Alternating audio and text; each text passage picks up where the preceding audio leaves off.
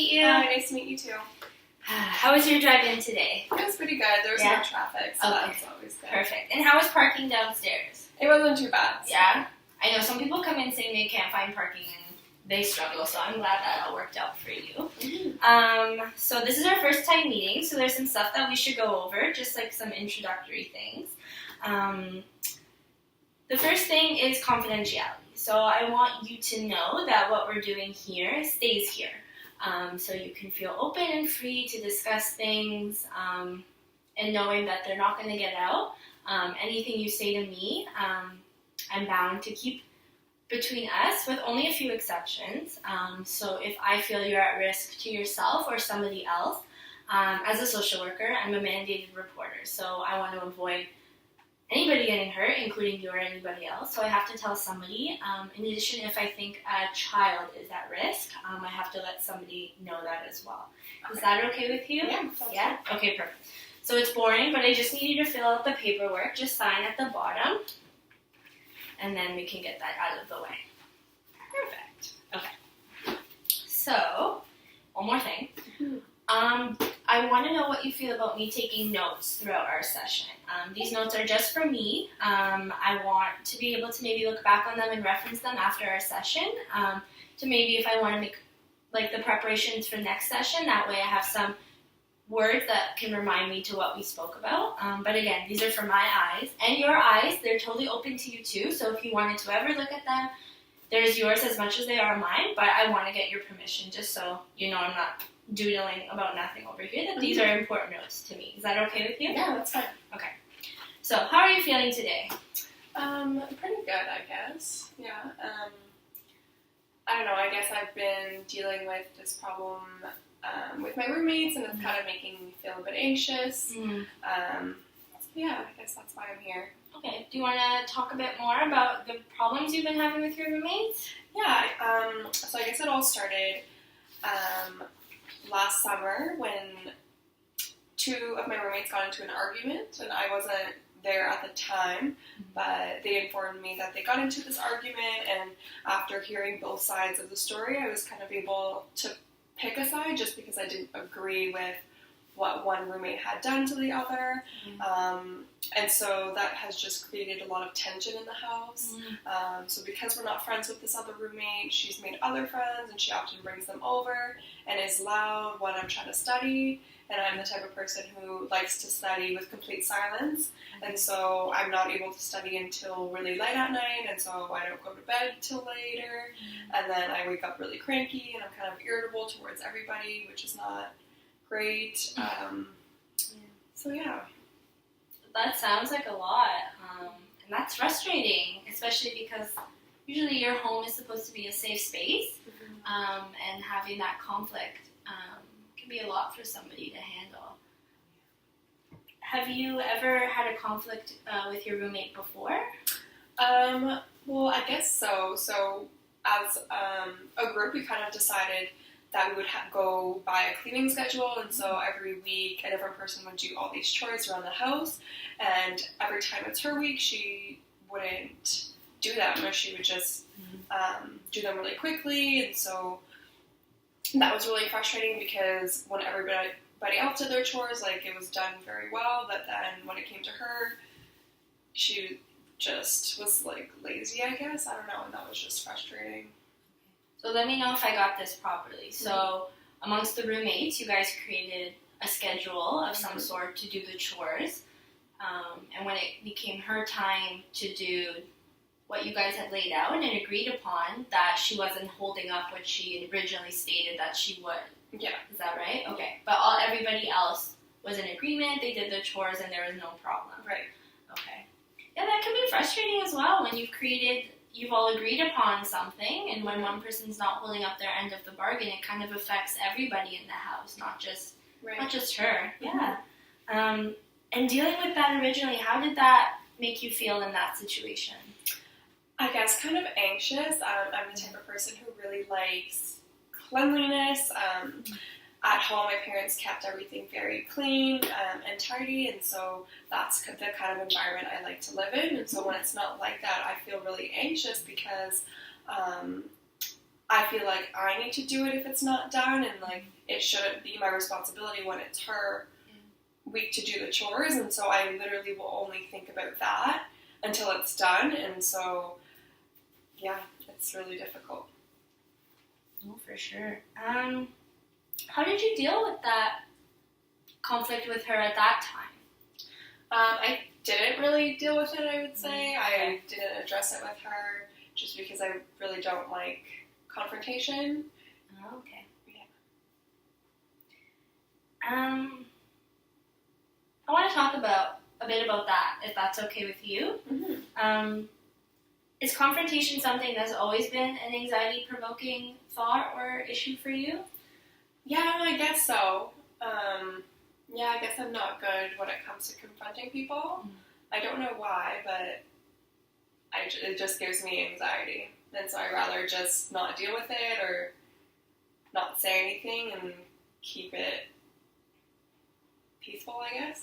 Okay. So maybe that's something we can revisit later on.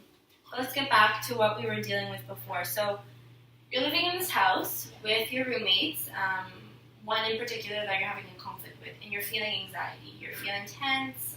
You're having to do your homework really late. Yeah. It's making you irritable because you're not getting your regular sleep schedule. Does that all sound good? Yeah. Okay. Is there anything that you're currently doing that's kind of helping to alleviate any of that tension that you're feeling? I guess leaving home a lot, going back to where I'm from originally, my parents' house. It just helps me kind of forget the problem, and I guess there's no tension over there, so it's a bit easier that way. And where are you originally from? Mississauga. Okay. Mm-hmm. So you're living in Waterloo for school? Yes. Okay. Now you said you had more than one roommate that you had this conflict with. So tell me about the other roommates and what the dynamic is like with them. It's really good between us. We're all in the same program, so we're able to support each other and do like our work together. We also do a lot of fun things on the weekends, and they're really supportive in that way. But I guess it's just unfortunate that we have to all live in this house together with our other roommate that we don't really speak to anymore. Well, that's a great resource to have them there. Just have someone to talk to about it, and that really understands the situation because they're in there with you, really. Right. Has any of them dealt with any conflict with your roommate as well besides the cleaning? Like, has anybody tried to communicate with your roommate that you're having this conflict with? No, so I guess the only problem was with the two roommates that recently got into a fight, but other than that, it's been pretty good, I would say. But it's never really been dealt with, this like underlying conflict. Okay. That's a lot of stuff going on in this house. A lot of different conflicts that are overlapping each other, and so I recognize that creates a very tense environment, and your anxiety is definitely coming from a real place. I think it's extremely normal. And it's a lot. You're dealing with school and other life pressures that would happen anyways, and now plus you're having to go home and deal with all these other problems. Yeah, that's a lot. In general, when you're trying to relax and be at ease, what do you do to relax? What's something that you enjoy doing? I think watching TV helps a lot, or even going to the gym, spending time with friends, things like that I really enjoy doing. It helps me kind of escape and forget what's going on at the house. And have you been doing those things presently? Yeah. Yeah? So, so watching TV, going to the gym, hanging out with friends, are these things that you do, and when you do these things, you're not feeling that anxiety, you're not feeling, you're not experiencing the problem maybe as heavily during the times when you're doing these things? Yeah, exactly. Okay, well, it's a really great strength that you're able to label these things, and you already recognize that these are really core things that you can continue to use. Sometimes it's hard to find those things, so the fact that you've already identified some of them, that's a great base that we can continue to work from. Yeah, for sure. So, have you ever been to counseling before in this kind of setting? No, this is actually my first time. Okay. Well, just a little bit to explain. I'm very much here to help you to whatever kind of resource you need me to be. And I want this very much to be driven by you, so you need to let me know where you see our work going and what you're hoping to get out of this experience so that I can help move my practice so that I'm able to accommodate that and make sure that I'm able to help you in the best way that I can. I guess like just having someone to vent to that's probably not a part of the problem or really knows anybody that's involved. Yeah. And maybe even trying to confront my issues with addressing problems and conversation. Okay, that's a really good place. It can definitely be helpful to have somebody removed from the situation that is not directly involved, to have someone to talk to. That's totally understandable. In terms of dealing with the issues around confrontation, that's something I would like to see our practice head in that direction. I think there's a lot that can be dealt with that, and I think that's something that if you were to discuss and be more open with, that maybe there will be that opportunity where you'll be able to not necessarily have this big out fight with your roommate, but appropriately communicate with her that there is conflict, because you shouldn't have to live in a house where you feel tense, neither should she. So being able to have that realistic way to deal with the situation. So hopefully we can work to find that style of confrontation or conflict or problem solving that you can feel comfortable with, rather than an anxiety producing feeling. These are all really good things. You're I'm feeling like have this great self-awareness. And there's things that we're going to get to talk through, but you should be really proud of yourself with how much you're able to identify things already. Thank you. Now, what are you studying in school? Social work. Okay. So you probably already know a bunch of amazing techniques and things like that maybe we get to work on and things. It's nice when your life and things like that are able to make those connections and that you can utilize different things like that. That's a great resource. I want to be able to help you deal with things currently. I don't want you to go home and feel that anxiety. So, how's your sleep habits? So, like I said, sometimes my roommate will have friends over pretty late, and so I won't be able to sleep until really late, and then I have to get up early to go to my placement. So, I guess not so great. Is there anything you're currently doing to try to help you sleep? Because sleep is so important. I'm sure you know that it has so many rippling effects when you're not getting enough sleep. Right. So is there anything you're doing with some sort of nighttime routine that's trying to help you fall asleep? No, not really. Yeah. So maybe that's also something we can look into. There's different breathing exercises and meditation and things like that, and maybe they're not all for you, but maybe one is. Right. Because sleep, as I said, is so important and it has such a big impact on everything you're doing. Right. So maybe that's something we can look into as well. Yeah, for sure. Okay, good to know. Is there anything else you think that I haven't covered that you think is an important factor? No, I think we have it all. Yeah? No, I think we have a really good base to work from. So maybe we can just do a quick summary of what we've done today so that we are both clear on where we need to go and where we'd like to go. Yeah. So there's a conflict going on with one particular roommate. There was a fight with your roommate and another one of your roommates. That's a bit confusing, but there was that problem there, and you picked one roommate's side. Right. And that started a conflict in the house and created some tension, and this has led to some anxiety. Your roommate has found other friends that are coming over late. They're creating a lot of noise. It's impacting your work schedule, sleep schedule, and all that kind of stuff.